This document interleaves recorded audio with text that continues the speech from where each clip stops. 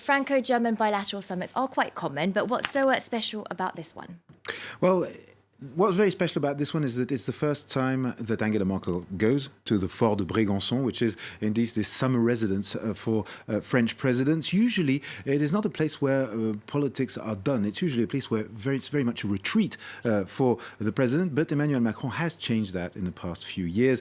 In 2018, he had invited Theresa May. That was amidst the Brexit crisis. And then in 2019, it was Vladimir Putin. That was just a year ago, and this year it is indeed Angela Merkel. This is very much for the French president an opportunity to show that he is at work, that this is the beginning for him of this diplomatic season, if you will, and he always chooses to invite people who are very much in the spotlight, people who, France needs to talk to at the moment. Now, it's also interesting because historically this has happened before, but that was back in 1985. Back then it was Helmut Kohl who was invited at the Fort de Brégançon. Since, there's been the fall of the wall of Berlin, the end of the Cold War, etc., etc., etc. So a lot of things have happened in the meantime. And today, they have a lot to discuss. Indeed. So could you tell us a little bit more about what they're going to talk about?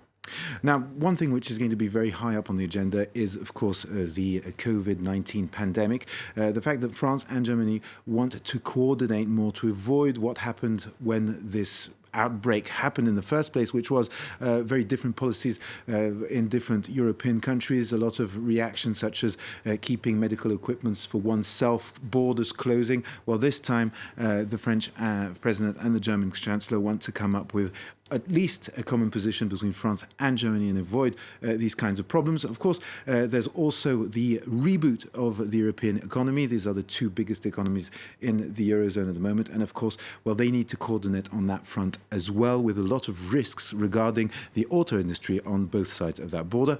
Internationally, of course, the big files are Mali, which is very important for the French president. The Élysée Palace has stressed that fact, that indeed they want a common position with Germany in order to avoid Sahel to descend into a potential political chaos. It's a very important country in the Sahel, and as you know, France and Germany are engaged in stemming terrorism there.